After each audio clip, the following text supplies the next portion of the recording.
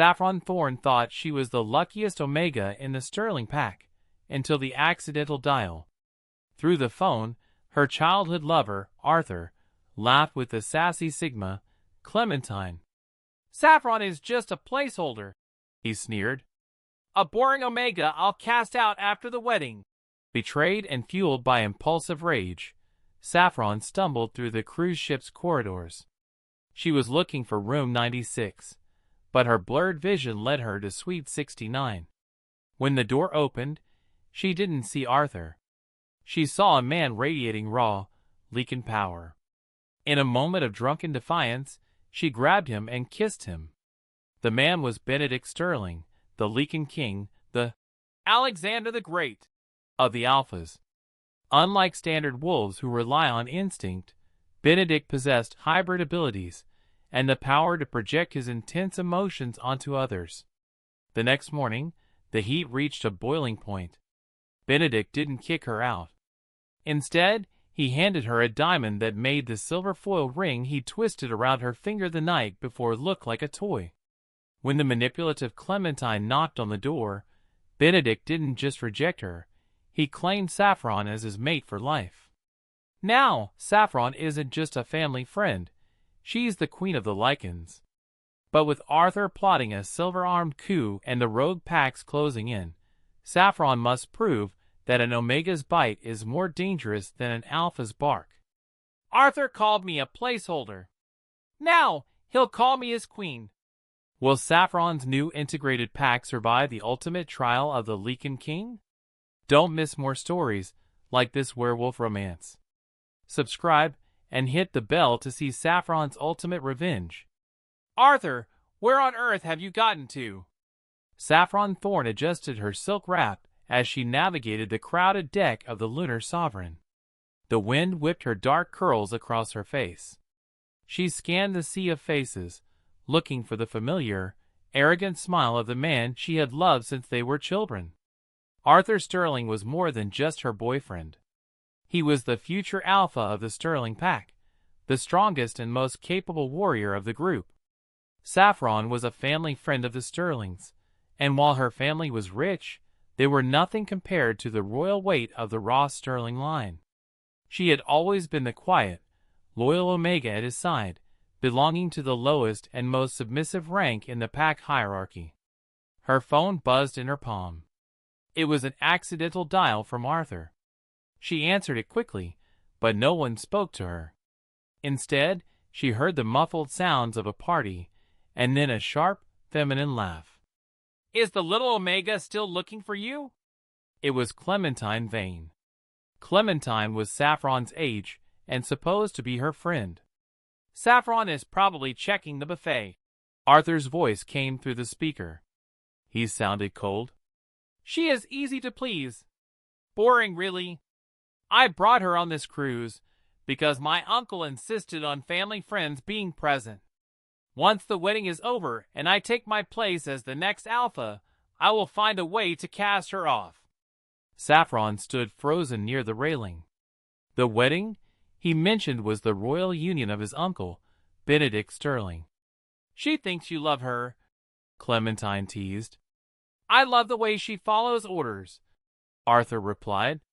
"But a man like me needs a woman with fire, not an Omega who smells like rain and submissiveness."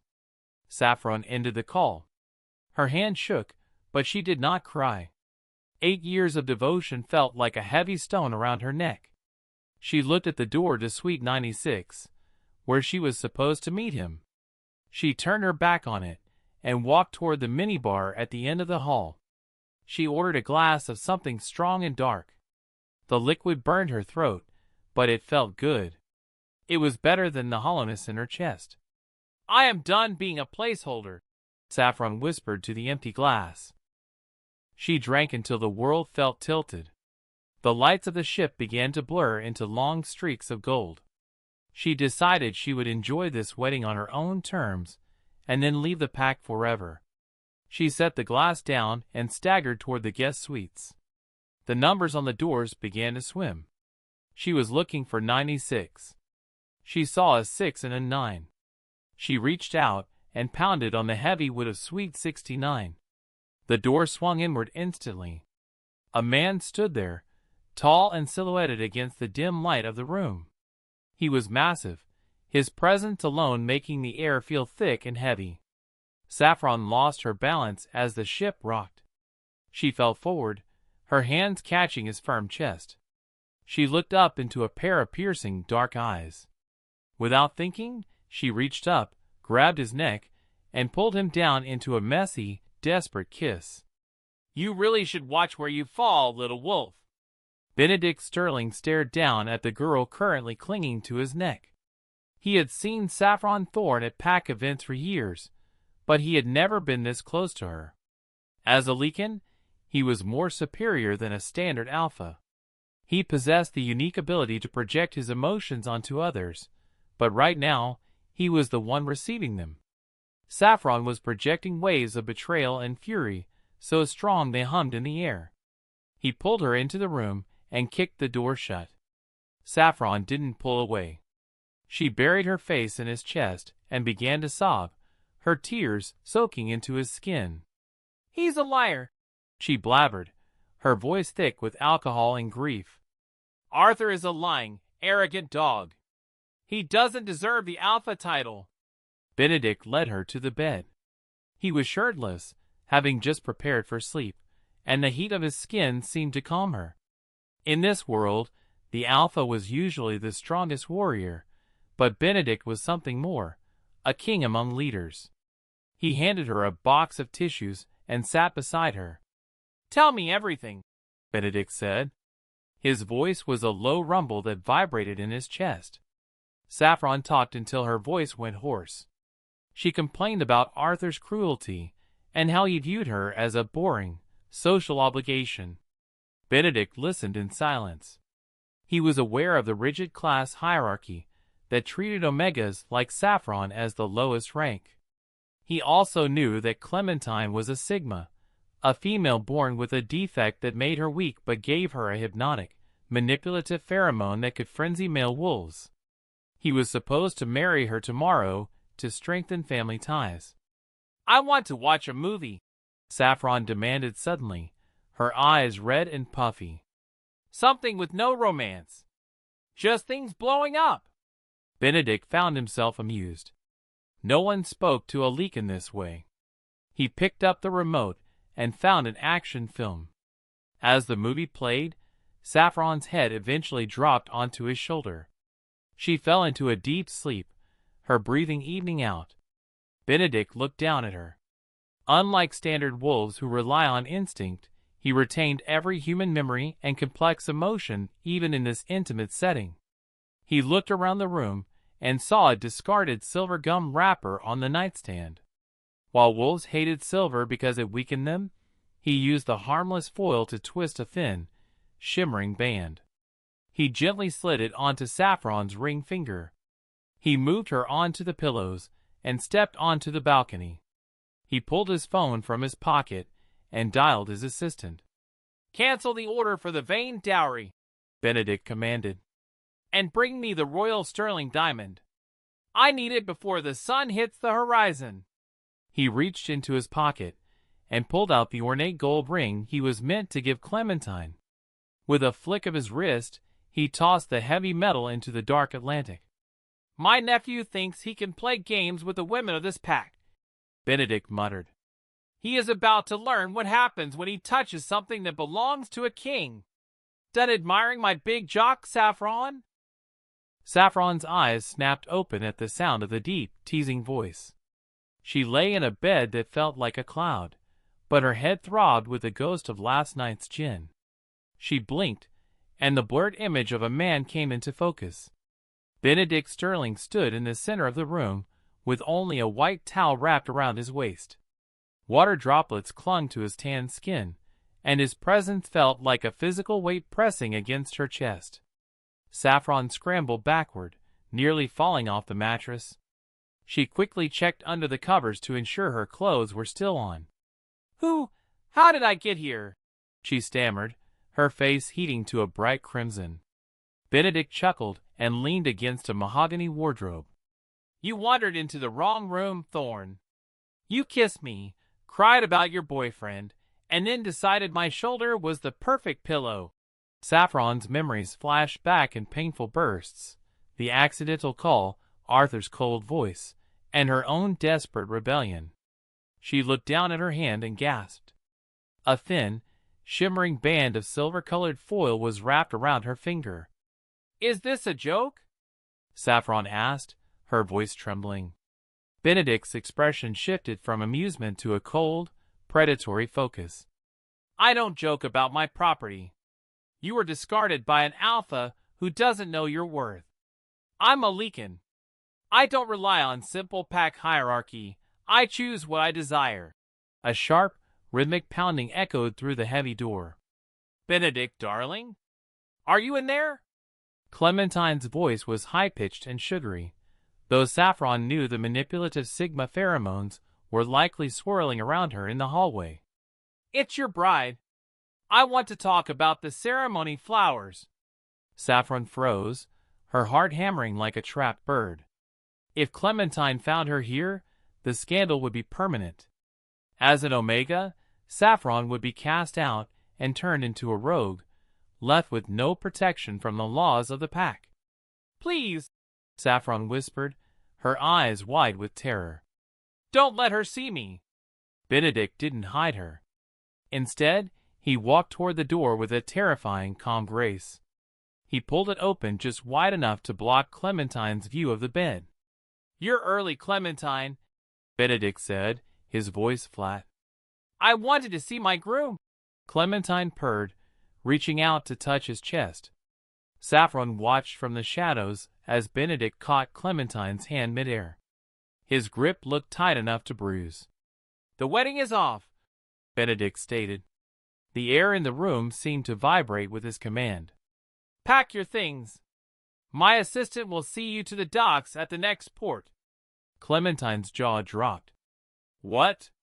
"Benedict, you can't be serious. Our families have a treaty. I don't marry women who spend their nights in my nephew's suite," Benedict said. He slammed the door shut, the sound echoing like a gunshot. He turned back to Saffron and reached into the pocket of his discarded trousers. He pulled out a velvet box and flipped it open. Inside sat a diamond so large it seemed to swallow the light of the morning sun.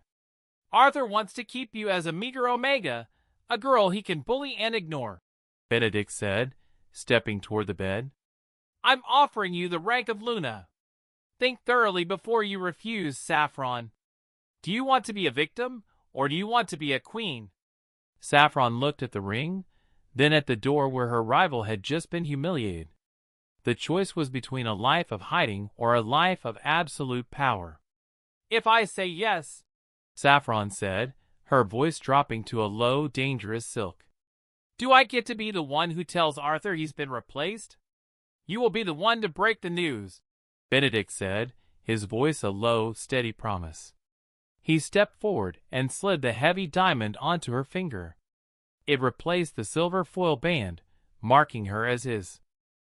Saffron looked at the ring. In the werewolf world, the Alpha not only led the pack, but was also its strongest warrior. By wearing this ring, she wasn't just joining a man. She was joining the most powerful military force in the hierarchy. "Arthur thinks I'm a meager Omega he can bully forever," Saffron whispered, her fingers tracing the cold metal. "He thinks I'm a defect. I want to see his face when he realizes I've been blessed by the moon goddess with something better." Benedict reached out, his hand cupping her cheek. As a Lycan, he could project his calm, steady strength into her, settling her racing heart. Unlike standard wolves, who often let instinct take over, Benedict remained fully aware and strategic. "We have a breakfast gala in an hour," Benedict said. "The entire pack will be there. Arthur, Clementine, and the council. We will walk in together." Before Saffron could reply, a muffled explosion rocked the ship. The floor tilted, and the sound of breaking glass echoed from the hallway. Benedict's eyes instantly flashed a deep, predatory gold. He grabbed a black tactical shirt from the wardrobe, his movements becoming fluid and predatory. "Stay behind me," he commanded. "That wasn't the engine." He pulled a drawer open and handed Saffron a small, silver-tipped dagger. Saffron flinched. Wolves hated silver because it weakened them and subdued their strength. "I'm an Omega," she said, her voice shaking. "I've never even been to warrior training. You're my mate now." Benedict growled, his voice dropping into a wolfish register. "The wolf inside you will wake up soon, and you will need to defend yourself. The rogues are on board." He kicked the suite door open. The hallway was filled with thick, gray smoke. Two massive, scarred wolves stood over the body of a fallen guard. These were rogues, werewolves who had been cast out of their packs and turned into violent, lawless threats. The lead rogue snarled, his eyes fixed on Benedict. "The Lycan King is trapped on a boat. No laws can protect you here. No laws can protect you here." The lead rogue sneered, his voice a jagged rasp that sent a chill down Saffron's spine. He stood in the smoky corridor, a mountain of scarred muscle and mangled fur. Benedict didn't hesitate. He stepped in front of Saffron, his shoulders broadening as his inner wolf surged toward the surface.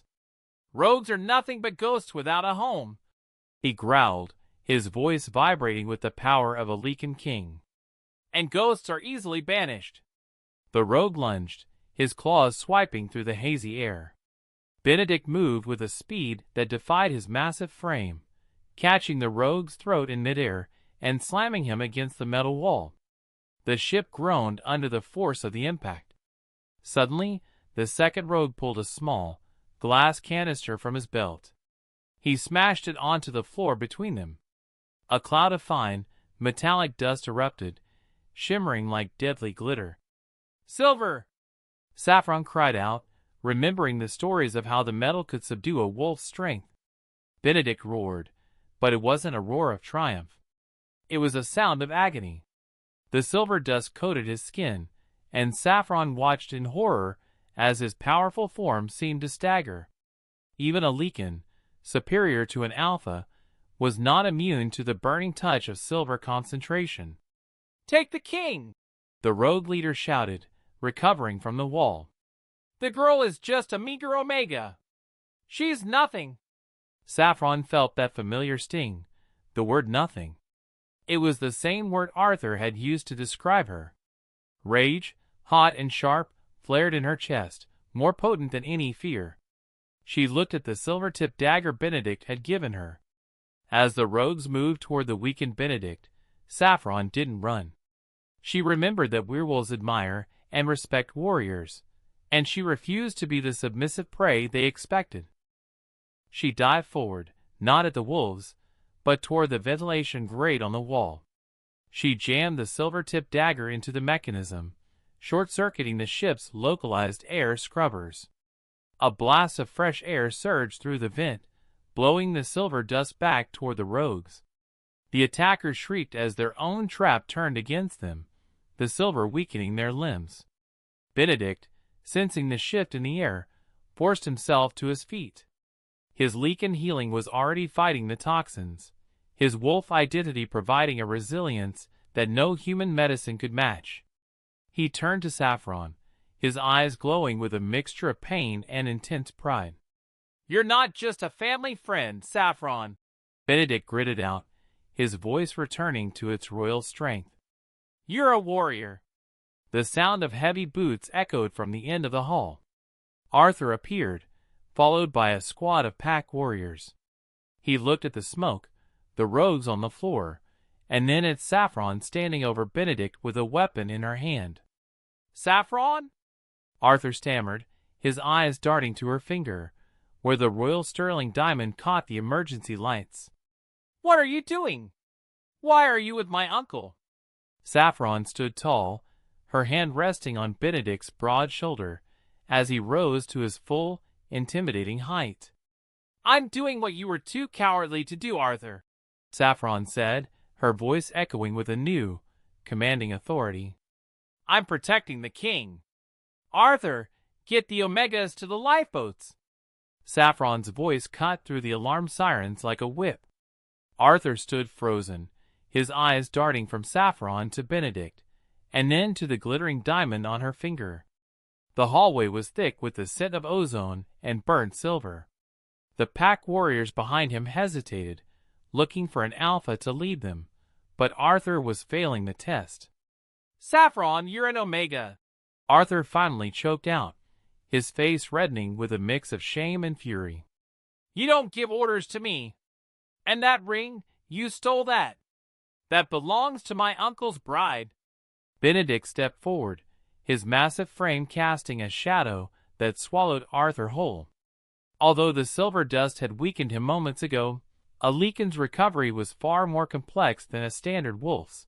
He retained his human memories and tactical awareness even while his body fought the poison. "She didn't steal it, Arthur," Benedict rumbled, his voice projecting a wave of cold authority that made the warriors behind Arthur bow their heads instinctively. "I placed it there. Saffron is the woman who saved the Lycan King while my own nephew stood by and watched the rogues advance." The warriors shifted, murmuring. In their culture, werewolves admire and respect warriors above all else.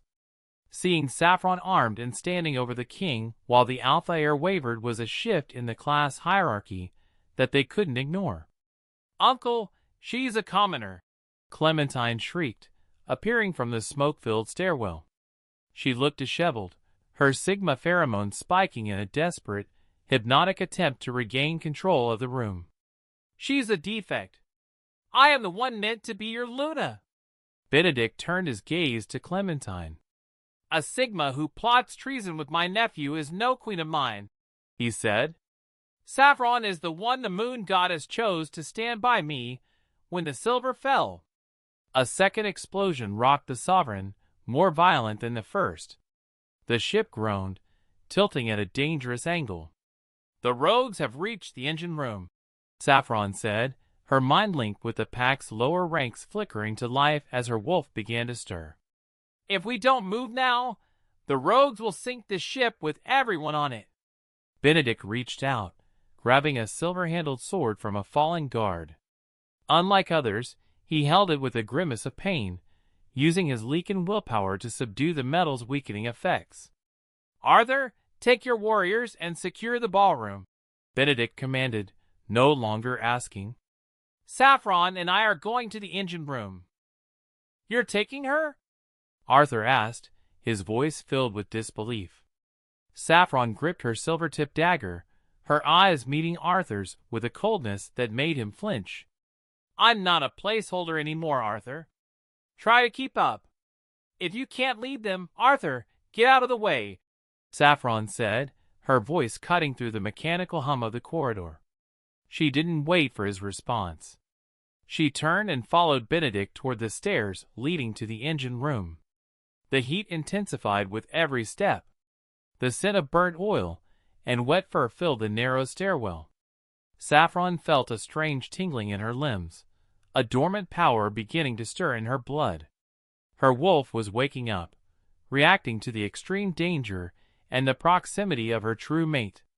"Stay close," Benedict warned, his hand gripping the silver sword with white-knuckled intensity. The silver was subduing his strength, making every movement a battle of willpower. "The rogue alpha will be waiting. He knows I am weakened by the silver bombs." They burst into the engine room. Massive pistons churned, and steam hissed from ruptured pipes. In the center of the room stood the rogue leader. He had shifted into a massive, jet-black wolf with a jagged scar running across his snout. He was a warrior who had lived outside the law for years, and he looked at Benedict with murderous glee. "The Lycan King smells like a furnace of silver," the rogue leader growled, his voice a guttural rasp. "A meager Omega and a crippled king. This is who rules the Sterling Pack? We rule because we protect," Benedict replied, his eyes glowing gold. "You only destroy." The rogue leader lunged. Benedict met him halfway, the silver sword clashing against the rogue's claws. Even weakened, Benedict's Lycan instincts allowed him to retain his tactical human mind, parrying blows that would have killed a standard alpha. Saffron saw a second rogue creeping through the shadows toward Benedict's blind side. Her heart hammered against her ribs.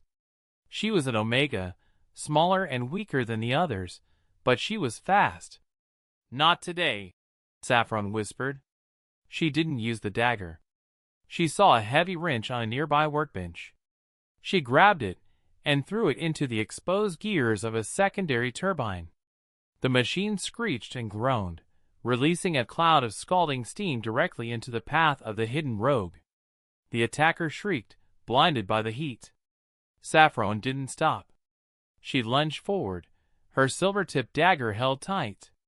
She didn't go for a killing blow. She went for the rogue's leg, driving the silver deep into the muscle. The rogue collapsed, his strength drained instantly by the silver concentration. The rogue leader turned, distracted by his comrade's fall. "You little pest!" That split second was all Benedict needed. He drove his sword into the rogue leader's shoulder. The rogue howled, the silver blade subduing his ability to fight back. "Saffron, the pressure valve!" Benedict shouted. Saffron scrambled toward the back of the room. The pressure gauge was in the red. If it blew, the Sovereign would split in two. She grabbed the wheel, but it was stuck. She felt her muscles straining, her Omega strength failing her. "Wake up," she pleaded with the presence in her mind. "I need you." Suddenly, a voice that wasn't hers echoed in her thoughts, a fierce, feminine growl. "I am here, Saffron." A surge of heat raced through her veins. Saffron felt her bones shift and her senses sharpened to a razor's edge. This was the mind link, the conversation between a werewolf and their wolf. Her wolf, a creature of pure white fur and amber eyes, finally woke up. With a roar of newfound power, Saffron wrenched the valve. The steam hissed out safely, and the ship's groaning subsided. Benedict stood over the defeated rogue leader, his gaze fixed on Saffron. He could feel her new strength projecting through the air, the unique bond of a Lycan recognizing a queen. "You did it," Benedict said, his voice filled with pride. The door to the engine room burst open. Arthur and the pack warriors rushed in, stopping short at the sight of the defeated rogues and Saffron, who was radiating a power far beyond any Omega they had ever seen. "Saffron?" Arthur asked, his voice trembling. "Your wolf, she's an Epsilon-class hunter?" Saffron stood tall, her amber eyes glowing in the dim light. She looked at her former boyfriend, then at the king who had stood by her side. "I'm whatever I choose to be, Arthur," Saffron said. "And right now, I choose to be the one who decides your fate." Saffron walked into the grand ballroom, her steps echoing against the marble floor. Her white wolf was silent now, but its presence felt like a warm, golden hum in her mind. She no longer felt like a meager Omega destined for bullying. Beside her, Benedict walked with a slight limp, but his Lycan aura was so powerful it felt as though the very air was bowing to him. The pack members gathered in a wide circle.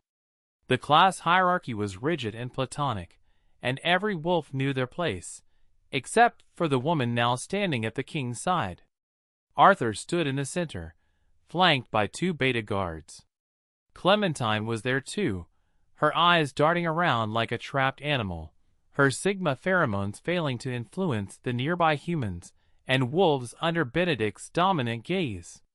"The rogues are defeated, and the Sovereign is secure," Benedict announced, his voice reaching every corner of the hall. "But a pack is only as strong as its loyalty. Treason and cowardice are rot that must be removed." He turned to Saffron, making it clear to everyone that he held her in the highest regard. "My mate will speak. Her word is the word of the moon goddess tonight." Saffron stepped forward. She looked at Arthur. He was the son of an alpha, believing in bloodline inheritance, thinking his status was his birthright. "You called me a placeholder, Arthur," Saffron said, her voice steady and clear. You said I was boring and easy to please. You were ready to cast me out of the pack as a heavy punishment just to climb higher with the Sigma. Saffron, please, Arthur stammered, his bravado gone. I was confused. The pheromones. The pheromones didn't make you stay in the hallway while Benedict fought off a silver ambush. Saffron interrupted, her eyes flashing with amber light. Your own cowardice did that. You are a warrior who failed to protect his pack. She turned her gaze to Clementine. And you plotted to take a throne through deceit and betrayal. You viewed your own kind as slaves. A heavy silence fell over the ballroom. In this society, alphas were the leaders, but Lycans were the kings of alphas. Saffron felt the weight of the mate bond, a sacred connection designated by the moon goddess that allowed her to recognize Benedict as her true destined mate. Arthur Sterling, Saffron declared, her voice ringing with the authority of a Luna. For failing your duty and betraying your mate bond, you are stripped of your inheritance. You will serve as an Omega, eating last and assisting with the pups until you prove your worth through sweat and blood. Arthur's face went white. It was the very rank he had mocked her for. And Clementine Vane, Saffron continued, her gaze cold. You are cast out. You are now a rogue. If you are found within Sterling territory after the ship docks, you will be treated as the threat you are. Clementine let out a shrill cry as the guards stepped forward to escort her away. Benedict placed a hand on Saffron's waist, his pride projecting onto the crowd, making them feel the rightness of her judgment. Is there anyone who disputes the Queen's decree? Benedict asked, his eyes turning a lethal gold. No one spoke. The warriors bowed their heads in respect for the warrior they had seen in the engine room. Saffron looked at Arthur, who was being led toward the lower decks. It isn't a hot mess if it doesn't involve hotties, Arthur. But you aren't one of them anymore. Arthur, you are dismissed, Saffron said, her voice like ice cutting through the heat of the ballroom. She watched as her former childhood lover was led away by guards to begin his life at the bottom of the hierarchy. The room was silent, the pack members mesmerized by the shift in power they had just witnessed. Benedict stepped toward the center of the hall, his Lycan aura projecting a sense of absolute finality. He gestured to the royal altar, a stone structure carved with lunar phases that stood at the front of the ballroom. The moon goddess, the deity all werewolves believe in, seemed to watch over them through the skylights. The port is in sight, Benedict announced, his voice a low rumble. Before we touch land, we will seal the bond that the goddess designated. Saffron Thorne is no longer an Omega. She is the Luna of the Sterling pack. Saffron walked toward him, her heart thumping in a steady, rhythmic drum. She felt the gaze of the warriors, those who hold military force in high regard, and saw the respect in their eyes. She had proven she was a warrior in the engine room, and in their world, strength is the only currency that matters. As they reached the altar, Benedict took her hand. His touch sent a spark through her that felt like a bolt of lightning. This was the mate bond, the sacred connection that makes two souls ache for each other.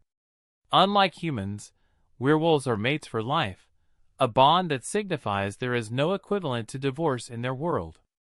I, Benedict Sterling, Lycan King and Alpha of Alphas, take you as my mate, he declared, his eyes glowing with an intense, golden heat. Saffron looked into his eyes, seeing the complex depth of a Lycan who retained every human memory and emotional connection even in his wolf state. She felt her white wolf stir in her mind, eager to accept the bond. I, Saffron Thorne, accept you as my mate and my king, she whispered. Benedict leaned down, his lips brushing hers in a kiss that tasted of victory and ozone. The bond snapped into place, a physical and spiritual tether that linked their minds forever. Saffron felt her wounds from the battle, the scrapes from the silver dust, and the bruises from the struggle, begin to knit together with supernatural speed. The ship's horn let out a long, triumphant blast as the lunar sovereign glided into the docks of their home territory. The morning sun broke over the horizon, painting the waves in shades of gold and crimson. Saffron turned to look at the shoreline, where hundreds of pack members waited to greet their returning king. She was no longer the girl who had been cheated on in a crew's cabin. She was the woman who had saved a throne. "Are you ready to rule, my queen?" Benedict asked, his hand resting firmly on the small of her back. Saffron looked at the diamond on her finger, then at the vast territory stretching out before her. "I've spent my whole life following Benedict," Saffron said, a dangerous spark in her amber eyes. "It's time the pack learned how to follow me. Welcome home, my king." A voice boomed from the pier. Saffron stood beside Benedict as the sovereign's gangplank lowered. A row of alphas stood in a rigid line, their chests puffed out to show off their status as the strongest warriors of their respective packs. Each pack was independent, a city-state reigned by its own alpha, but they all bowed to Benedict, the Lycan King. Benedict didn't move. He projected a wave of dominant calm that made the nearest alphas shift their feet. The voyage was long, and the sea was restless. "We have much to discuss in the Great Hall." Saffron felt the weight of the royal sterling diamond on her hand. As she stepped onto the dock, she felt the eyes of the High Council on her. They didn't see a hero who had saved the ship's engines. They saw a commoner born of Omega blood. In their rigid class hierarchy, an Omega's daughter was meant to stay meager and poor. Benedict, an older alpha named Silas, stepped forward, his eyes narrowing as he looked at Saffron. "We heard reports of a rogue attack. We also heard a rumor that you have misplaced your intended bride. Clementine Vane was a traitor," Benedict said, his voice dropping an octave, echoing with a threat. "She has been cast out. Saffron Thorne is my fated mate, designated by the moon goddess herself." Silas laughed, a dry, rasping sound. "A Lycan King mating with an Omega? The bloodline inheritance is the foundation of our strength. To put an Omega on the throne is to invite a defect into our royal lineage."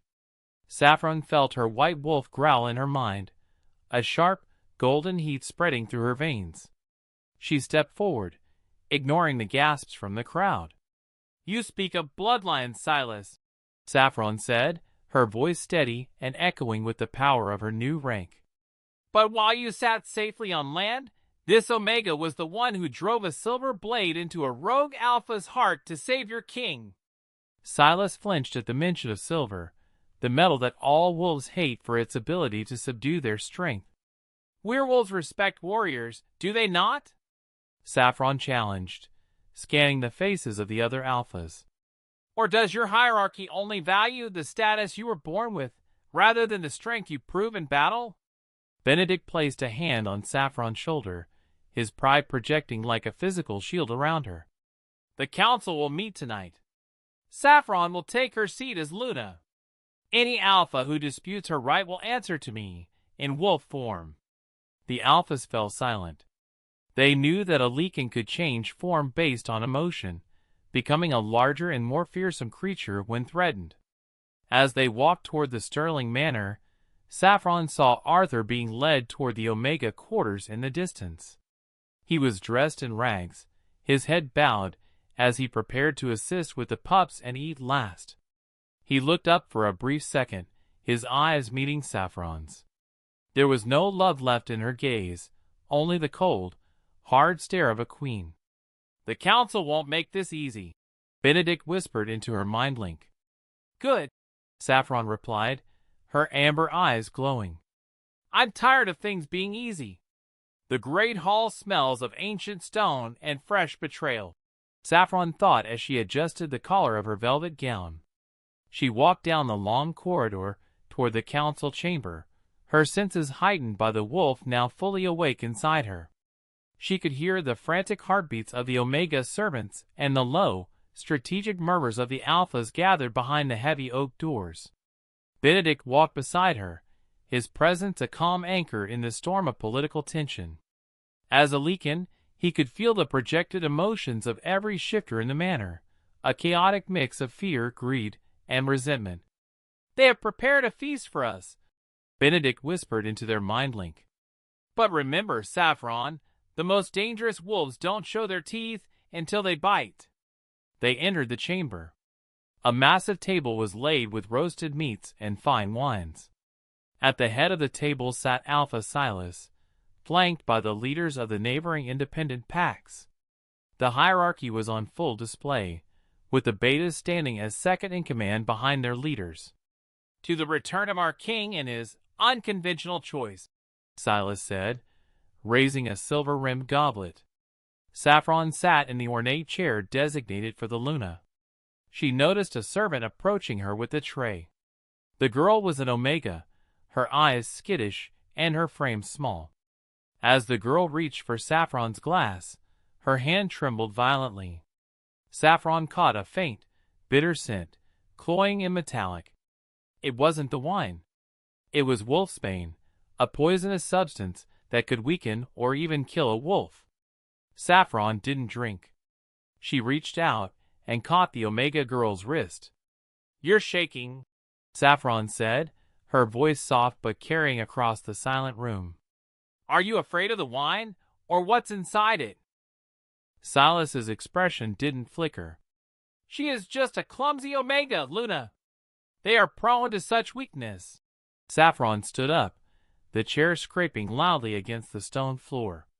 She took the bottle from the table and poured a generous amount into a clean glass. She walked toward Silas. "In my old life, I was told that Omegas eat last and stay silent." Saffron placed the glass in front of Silas.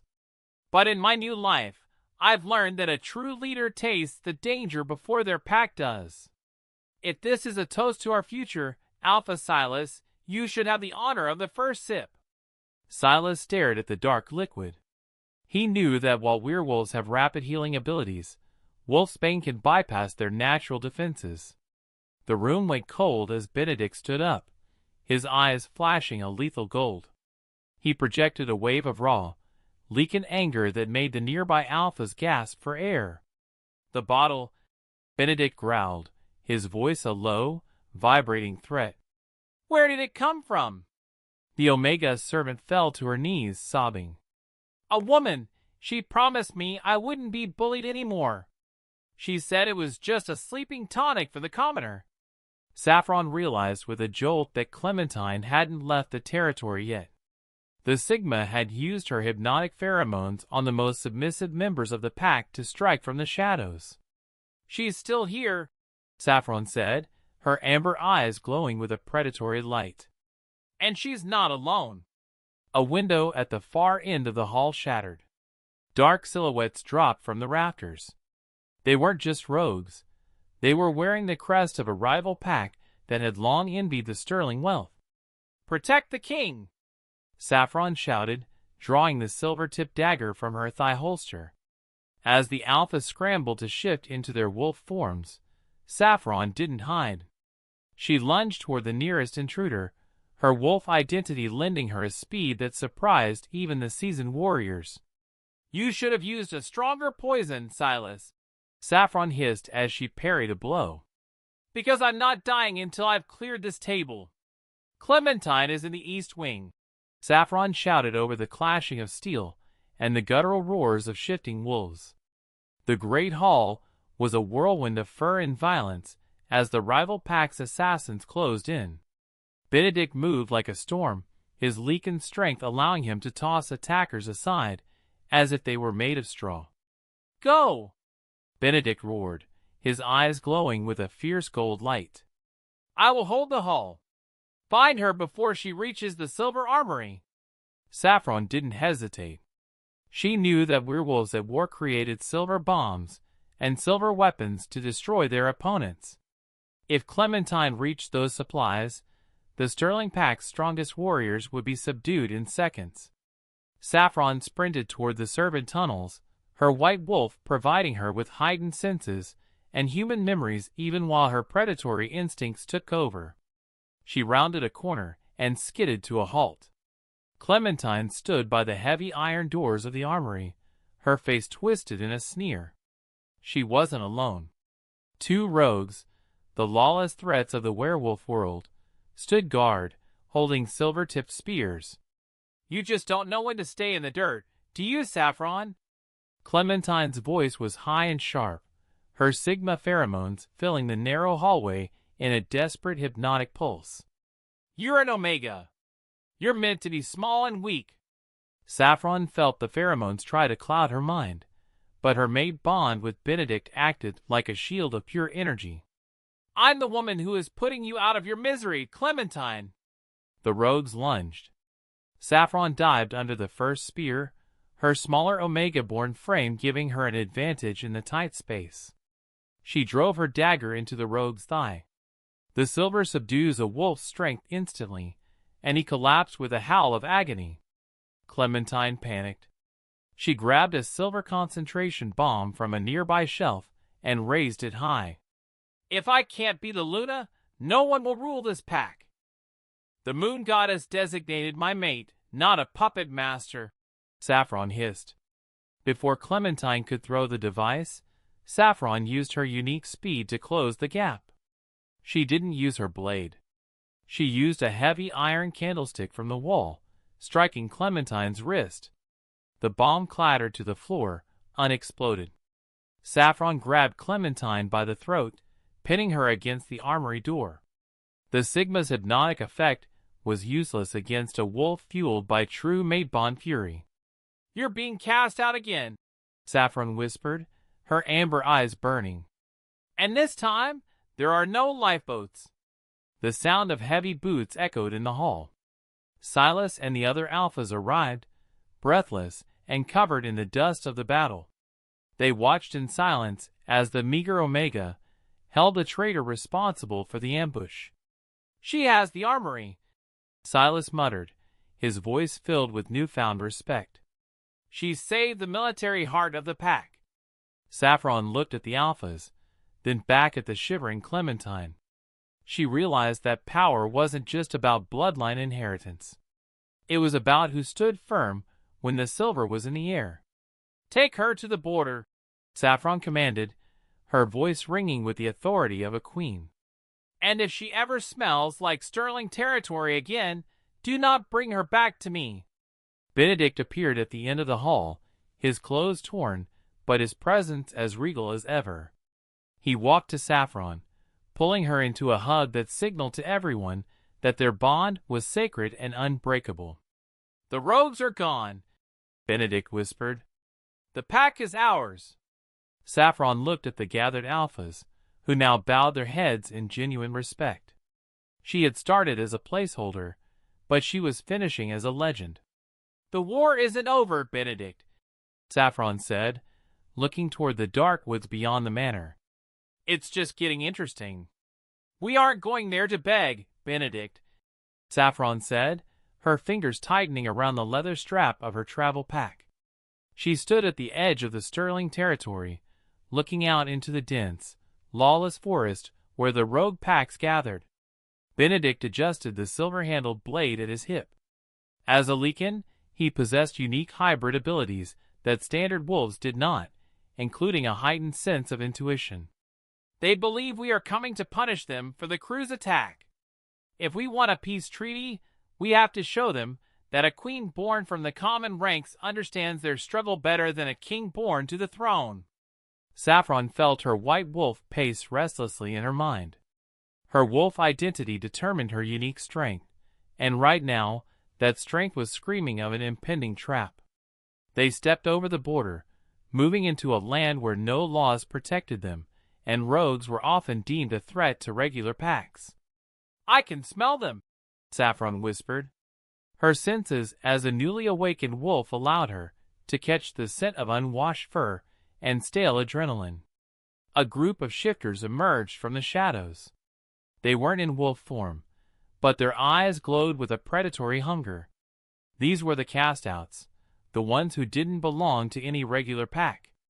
In their world, the alpha not only leads, but is the strongest warrior, and these rogues looked like they had been forged in constant war. "The Lycan King and his Omega bride," A tall, scarred woman stepped forward. She was a rogue alpha, a leader who had gathered her own group to form a new rogue pack. "Why have you come to the den of the lawless?" "I am Saffron Thorne," Saffron said, stepping in front of Benedict. She knew that in books, alphas are responsible for training, and she moved with the grace of someone who had survived the engine room's martial arts struggle. "I was an Omega. I was a common person who was treated like a slave in my own pack. I am not here as your enemy. I am here as someone who knows what it feels like to be cast out." The rogue alpha paused, her eyes searching Saffron's. The class hierarchy in werewolf packs is usually rigid and platonic, and the idea of an Omega rising to power was unheard of. "You were a placeholder for a Sterling Alpha," the rogue woman spat. "Now you wear a diamond and pretend you are one of us. I wear this ring to remind the Alphas that their power comes from the people they protect," Saffron countered. She felt Benedict's emotional projection behind her, a wave of sincerity that influenced the nearby shifters. Suddenly, a silver arrow whistled through the air. Benedict caught it inches from Saffron's face, the silver weakening his hand instantly. "The treaty is a lie!" a voice shouted from the trees. Saffron didn't panic. She knew that werewolves at war create silver weapons to destroy their opponents. She also knew that some wolves are immune to silver due to genetic mutation, though they cannot remain in wolf form for long. "Stop!" Saffron's voice boomed, her mind link vibrating with a command that even the rogues could feel. "If you kill us, the Sterling military force will burn this forest to ash. But if you listen, you get a seat at the table." The rogue alpha looked at the silver arrow, then at Saffron. She saw a warrior who had fought her way out of the lowest rank. "You have 5 minutes," the rogue alpha said, lowering her guard. "Talk fast, little queen." "Something smells like burnt metal," Saffron whispered, her nostrils flaring as she moved deeper into the rogue's den.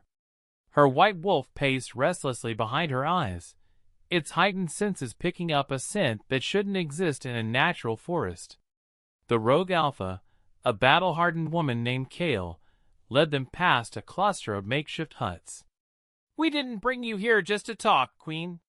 We brought you here because someone from your pack is poisoning our land." Benedict's hand went to the hilt of his sword, his Lycan intuition humming with a warning. "Sterling land ends at the river. We have no operations here. Tell that to the men in the valley," Kale spat. They reached a ridge overlooking a hidden gorge. Saffron gasped. Below them, a massive mining operation was in full swing. Men in tattered Sterling uniforms, those who had been cast out or demoted to Omega rank, were hauling crates of raw ore. "Is that silver?" Saffron asked, her voice trembling. "Wolves hate silver because it subdues their strength and can be used to torture them." "It's a silver vein," Benedict gritted out, his eyes flashing gold with a lethal fury. "And look who is holding the whip." Saffron's blood turned to ice. Standing on a wooden platform, overseeing the labor with a cruel sneer, was Arthur. He wasn't wearing the rags of an Omega. He was draped in expensive furs, and in his hand he held a silver-tipped cane. "He was supposed to be in the pup nurseries," Saffron said, her heart hammering. Instead of accepting his punishment, Arthur had joined forces with a group of rogues to form a new rogue pack, plotting treason from the shadows. "He's not just mining it," Benedict observed, his strategic mind analyzing the crates. "He's creating silver bombs and weapons. He's preparing for a military strike against the Great Hall." Suddenly, a snap of a twig behind them alerted the guards. "Intruders!" a voice shouted. Arthur turned, his eyes widening as he spotted Saffron on the ridge. A slow, twisted smile spread across his face. "Well, if it isn't the Queen and her Lycan dog. You really shouldn't have come to the one place where your titles mean nothing." "Arthur, stop this!" Saffron yelled, stepping toward the edge. "You're digging your own grave with that silver." I'm digging a throne, Saffron! Arthur shouted back, raising his hand. Guards! Subdue them! Use the silver concentration! A barrage of silver arrows whistled through the air. Benedict moved with Lycan speed, pulling Saffron behind a boulder just as the arrows struck the stone, hissing with the toxic metal. We can't fight them all while the silver is in the air, Benedict whispered, his breathing becoming shallow as the proximity to the mine began to submerge his strength. Saffron looked at the mine, then at the rogue alpha beside them. Kale, your people are being poisoned by this runoff. Help us take him down, and the silver stays in the ground forever. Kale looked at the Valley of Slaves, then at the brave woman who had once been an Omega herself. She let out a piercing howl that echoed through the gorge. Rogues! To the Queen! Arthur, your reign of shadows ends here. Saffron's voice echoed through the gorge, amplified by the sheer rock walls. Below her, the valley was a chaotic blur of movement. The air was thick with the scent of raw silver, or a smell that felt like needles pressing against her skin. Beside her, Benedict leaned heavily against a rock, his face pale. The proximity to the massive silver vein was subduing his strength, making it difficult for him to even remain in a standing position. Despite being a Lycan, the king of alphas, the sheer concentration of the metal was a poison no wolf could fully ignore. Stay back, Benedict, Saffron whispered into their mind link. Your wolf is too vulnerable here. My wolf is younger, faster. I can do this. Arthur stood on the wooden platform, his eyes wide with a mix of terror and madness. You think these outcasts will follow an Omega? I have the silver. I have the military force. You have slaves, Arthur, not soldiers, Saffron countered. She turned to the rogues gathered behind Kale. He uses you to mine the very thing that kills you. He treats you like the Omegas he once mocked. Today, we take back the forest. With a piercing howl that shook her very bones, Saffron lunged from the ridge. She shifted midair, her white wolf identity manifesting with a grace that silenced the valley. She didn't land among the guards. She landed on the supply line, her powerful jaws snapping the thick ropes holding the silver crates. The crates tumbled, spilling raw ore and dust everywhere. The guards, caught in their own trap, coughed and stumbled as the silver concentration weakened them. Saffron moved like a ghost through the smoke. She knew that while wolves rely on instinct, her human memories allowed her to target the pressure points of the operation. She kicked a burning brazier into the wooden supports of Arthur's platform. The Queen! The Queen leads us! The mining slaves shouted. They dropped their pickaxes and turned on their overseers. In the werewolf world, warriors are admired and respected, and they saw a true warrior in Saffron. Arthur scrambled to find a weapon, his hand shaking. He grabbed a silver-tipped spear, but Saffron was already there. She shifted back into her human form, her amber eyes glowing with a light that made him flinch. You said I was a placeholder, Arthur, Saffron said, her voice a low, dangerous silk as she gripped the hot iron of the fallen platform. But it looks like you're the one who's out of time. From the ridge, Kale and the rogue pack descended like a localized storm. They didn't strike the Sterling soldiers. They struck the cages. Arthur lunged with the spear, a desperate, clumsy move. Saffron didn't even use a blade. She used the martial arts she had practiced since her wolf woke up, parrying his strike and sending the silver weapon clattering into the darkness. The mine is ours, Saffron declared, her voice ringing over the sounds of the rebellion. Benedict appeared at the edge of the platform, his strength returning as the wind blew the silver dust away. He looked at Saffron, his mate, his Luna, and saw a woman who had rewritten the class hierarchy of their entire world. The silver stays in the ground, Benedict commanded, his Lycan voice projecting a wave of finality over the gorge. Arthur fell to his knees, surrounded by the very people he had sought to enslave. The treason was over, but as Saffron looked toward the horizon, she knew the moon goddess had more in store for them. The class hierarchy is rigid and platonic, Benedict, but it is also broken, Saffron said, her voice echoing through the quiet great hall. She stood before the high windows of the Sterling Manor, watching the sunrise. Below in the courtyard, a group of rogues and Sterling warriors stood in uneasy silence, waiting for the new decree.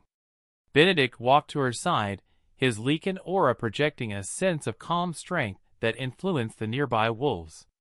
As a Lycan, he possessed the ability to retain his human memories and complex emotions even when his wolf was near the surface. He looked at Saffron, his mate designated by the moon goddess, and knew she was about to rewrite their history. "You want to give rogues a place in the pack," Benedict said, not as a question, but as an observation of her intent. "I want to end the cycle of bullying," Saffron replied, thinking of the Omegas who were often meager, poor, and treated like common people or slaves. "Werewolves admire and respect warriors, but we have forgotten that a warrior can come from any rank." They walked down to the courtyard together. The alphas of the independent pack stood to the left, and the rogues, led by Kale, stood to the right. The tension was thick enough to taste. "Every pack is reigned by an alpha, the strongest and most capable warrior," Saffron announced, her voice ringing across the stone. "But today, we establish the first integrated pack. We will no longer cast out those who are different. We will no longer judge a wolf solely by their bloodline inheritance." A murmur went through the crowd.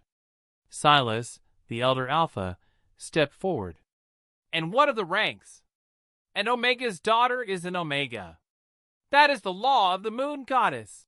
The moon goddess gave us the mate bond to change our social status," Saffron countered, raising her hand to show the royal sterling diamond. "I was an Omega. Now I am your Luna. If the goddess can choose an Omega to lead the king of alphas, she can choose a rogue to be a hero."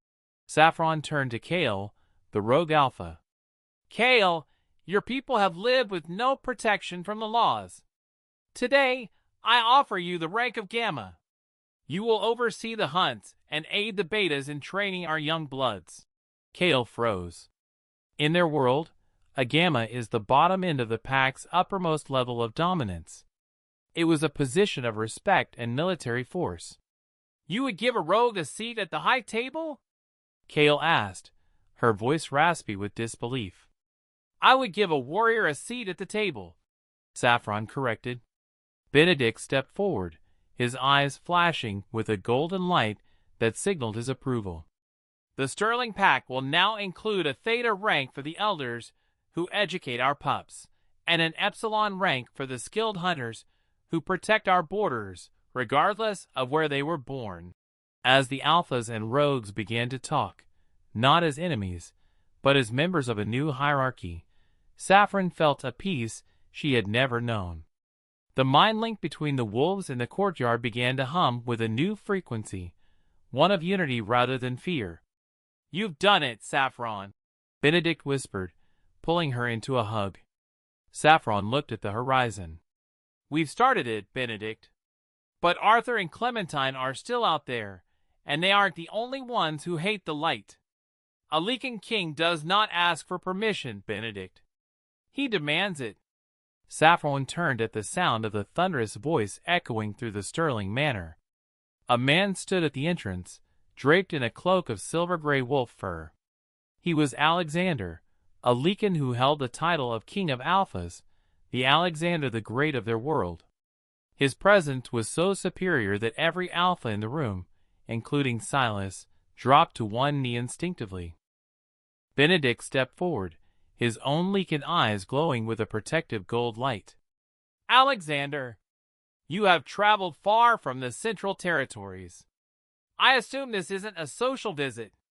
Alexander's gaze swept over the courtyard, landing on Kale, and the other rogues now wearing pack insignia. "I heard a rumor that you were allowing rogues to gather and form groups within your borders. I also heard you allowed an Omega to dictate the laws of bloodline inheritance. Saffron felt her white wolf bristle. Unlike standard wolves who rely on instinct, she could feel Alexander's emotions projecting onto her, a cold, rigid wave of ancient authority. I am the Luna of this pack, designated by the moon goddess and the mate bond. Saffron stepped into the king's path. The laws of bloodline inheritance say an Omega's daughter is meager and poor. But the moon goddess says I am Benedict's equal. Alexander chuckled, a sound like grinding stones. The mate bond is sacred, but it does not erase a defect. If you wish to rule as a Lycan queen, you must prove you are more than a common person. She has already proven it, Benedict rumbled. She defended the silver armory and the engine room.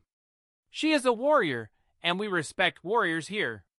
Alexander raised a hand, and a group of his elite guards stepped forward.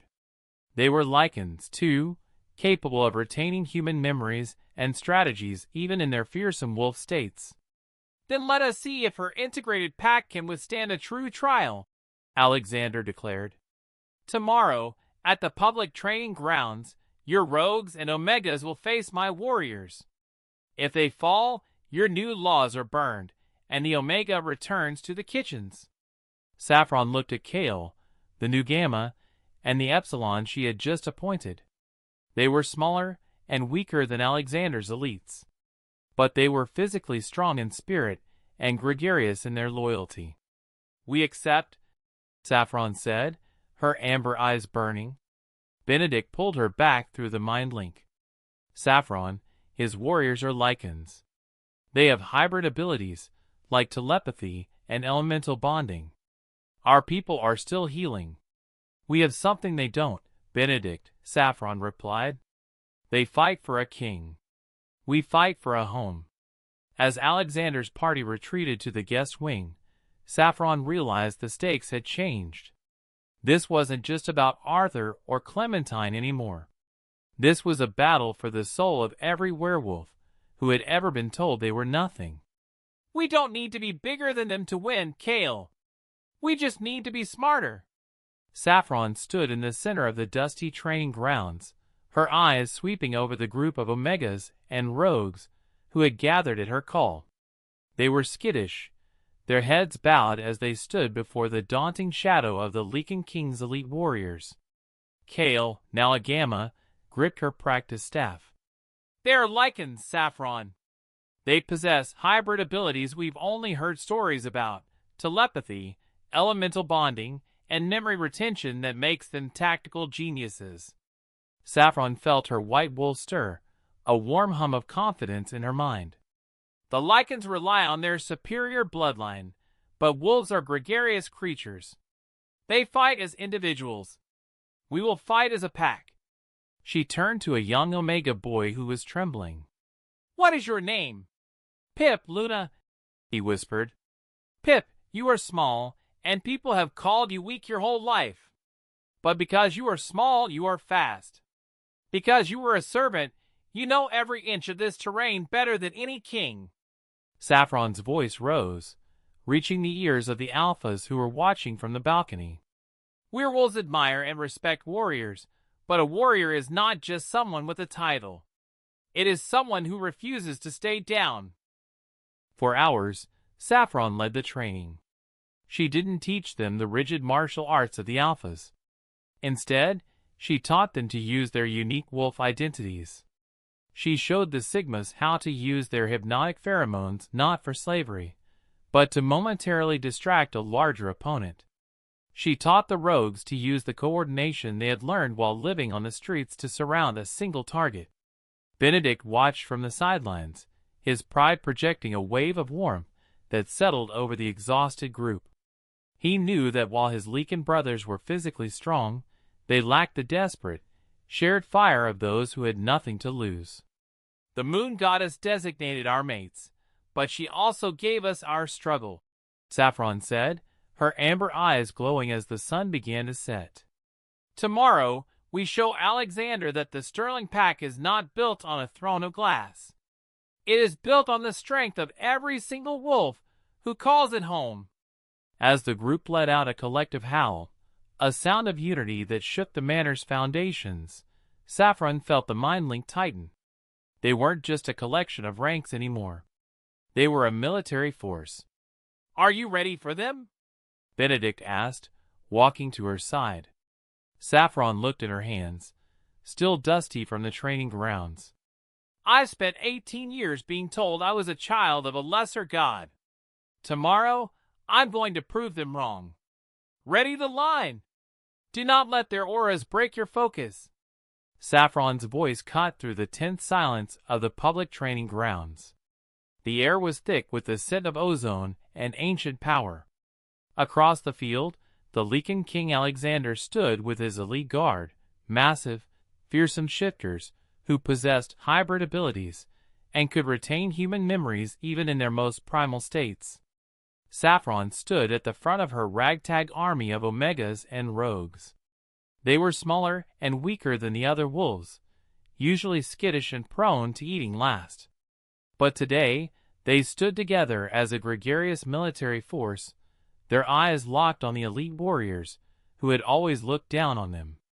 The class hierarchy is rigid and platonic, Saffron, Alexander called out, his voice projecting a wave of dominant calm that made the ground tremble. Bloodline inheritance dictates that Alpha's sons are Alphas and Omegas remain meager. You are fighting against the Moon Goddess's own design. The Moon Goddess gave us the mate bond to prove that we are more than our birthright. Saffron countered, her amber eyes glowing. Alexander raised a hand, and the trial began. His Lycan warriors shifted, not just as a lunar cycle reaction, but in response to their disciplined emotional states. One elite guard, a fire-bonded Lycan, erupted into a larger, terrifying form, emitting a wave of heat that scorched the grass. Shields up! Saffron commanded. Instead of meeting the fire-bonded Lycan with brute strength, Saffron's rogues moved in a coordinated hunt pattern. They used their skittish, smaller nature to stay low, weaving through the flames. Pip, the small Omega boy, darted behind the massive warrior, using the martial arts Saffron had taught them to strike at the Lycan's pressure points. Suddenly, Alexander's guards used their telepathic communication to coordinate a pincer movement. Saffron felt the mental pressure, but she tapped into the mind link, the conversation between werewolves and their wolves. She didn't just command, she shared her courage. They rely on instinct. We rely on each other. Saffron's voice echoed in the minds of every Omega on the field. The battle was fast-paced and fascinating. Saffron lunged forward to meet the lead Lycan warrior. As he shifted into a fearsome creature, she maintained her human awareness, remembering every strategy Benedict had shown her. She parried a massive claw with her silver-tipped dagger, the metal sizzling as it threatened to subdue the Lycan's strength. From the sidelines, the Alphas of the independent packs watched in shock. They saw Omegas, the lowest rank, holding their own against the King of Alpha's elite guards. Look at them, Benedict whispered through the mind link, his pride acting as a psychic shield for Saffron. They aren't slaves anymore. They are warriors. Saffron pushed the Lycan back, her white wolf roaring in her soul. She saw Alexander's eyes narrow. He hadn't expected the meager wolves to possess such a rich culture of defiance and unity. Is this the defect you feared, Alexander? Saffron challenged, her amber eyes burning through the smoke. Or is it just a future you aren't ready for? Is this the defect you feared, Alexander? Or is it just a future you aren't ready for? Saffron stood her ground as the dust settled around her. Her white wolf was snarling within her mind, its chakra energy channeled into every muscle of her human form. She watched as the King of Alphas, Alexander, stepped into the center of the training ground. His presence was so superior that the air itself seemed to go cold. You speak of the future, Saffron Thorne, but you forget the ancient past, Alexander said, his voice dropping into a guttural rumble. He didn't just shift like a standard wolf reacting to the lunar cycle. Instead, his transformation was a response to his intense emotional state. His body expanded, his fur turning a dark, volcanic gray as he became a larger and more fearsome creature than any alpha on the field. "Alexander, stop!" Benedict shouted, his own Lycan eyes glowing with a protective gold light. But the king of alphas was beyond listening. He was an elemental-bonded Lycan, and a wave of heat radiated from his body as he prepared to crush the rebellion once and for all. "Stay back, Benedict!" Saffron called out through the mind link. She knew that while wolves operate on instinct, Lycans retain their human memories and strategies in this state. She watched Alexander's eyes. They weren't wild, they were calculating. He lunged, his claws moving like streaks of fire. Saffron didn't meet his strength with her own. She knew that even a powerful wolf can be weakened if you use their nature against them. She reached into her belt and pulled out a small glass orb filled with a high silver concentration. It was a weapon designed for war, meant to destroy opponents. "If you want a trial by fire, you'll get one," Saffron hissed. She smashed the orb at Alexander's feet. A cloud of silver dust erupted, shimmering in the sunlight. Alexander roared in agony as the metal touched his skin, subduing his hybrid abilities and weakening his formidable strength. You would use silver against your own kind?" Alexander gritted out, his massive form flickering as he struggled to maintain his wolf state. "I use whatever is necessary to protect my pack," Saffron replied, her voice steady. She didn't strike him. Instead, she stood before him, her hand outstretched. "We are the children of the moon goddess, blessed by her. We are not meant to be slaves or masters. We are meant to be a pack." The silence that followed was heavy. The alphas of the independent packs watched in awe. They saw the Lycan King, Alexander the Great to all alphas, being held at bay by the wisdom and courage of an Omega-born Luna. Alexander's form began to shrink as he shifted back into his human state, his breathing heavy. He looked at Saffron, then at the rogues and Omegas who stood behind her, no longer skittish or submissive. "The moon goddess may have chosen the mate for Benedict," Alexander said, his voice raspy. "But it seems she also chose a leader for the rest of us." He bowed his head, a gesture of respect that sent a shockwave through the hierarchy. Saffron felt Benedict's arms wrap around her from behind, his pride projecting a wave of warmth through their mate bond. They had one. The Sterling Pack was no longer just a collection of ranks. It was a home where even an Omega could become a queen. "The trial is over," Saffron announced, her voice ringing across the grounds. "And the new law begins.